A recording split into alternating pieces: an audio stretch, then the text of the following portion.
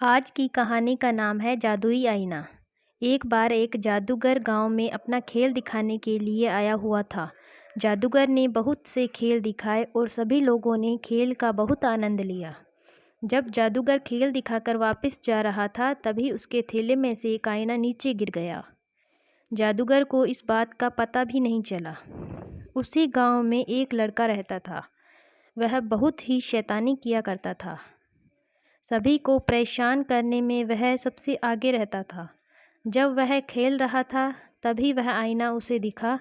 वह आईने को उठाकर देखने लगा, लेकिन उसे कुछ भी समझ नहीं आ रहा था कि यह आईना किसका है। वह उस जादुई आईने को लेकर अपने घर चला गया। उसके परिवार वालों ने पूछा कि यह आईना तुम्हें कहाँ से मिला है। उसने बताया कि वह इसे दोस्त से लेकर आया है। उस लड़के के पिता यह भी जानते थे कि उसका लड़का बहुत शैतानी करता है। वह यह सोच रहे थे कि यह आईना किसका है। तभी उन्होंने वह आईना उठाया और सोचा कि यह किसका हो सकता है। तभी आईने में जादूगर की शक्ल दिखाई दी।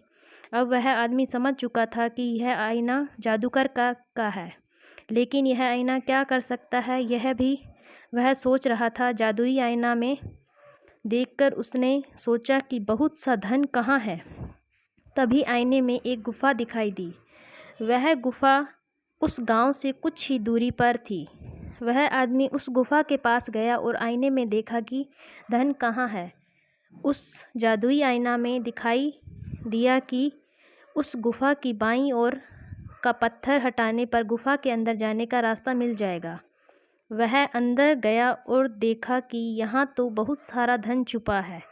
वह सारा धन लेकर नहीं जा सकता था, इसलिए उसने थोड़ा धन उठाया और बाकी का धन वह कल ले जाएगा। यह सोचकर वह अपने घर आ गया।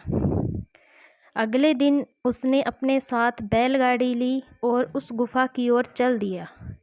वह नहीं जानता था कि यह धन किसका है। यह सारा धन उसी जादूगर का था जिसका जादुई आईना वह प्रयोग कर रहा था। वह सारा धन लेने के लिए चला गया। जैसे ही गुफा का दरवाज़ा खुला तो देखा कि जादूगर अंदर ही था। जादूगर ने उस आदमी को कैद कर लिया और अपना आईना भी उससे ले लिया। इसलिए दोस्तों, कभी भी लालच नहीं करना चाहिए।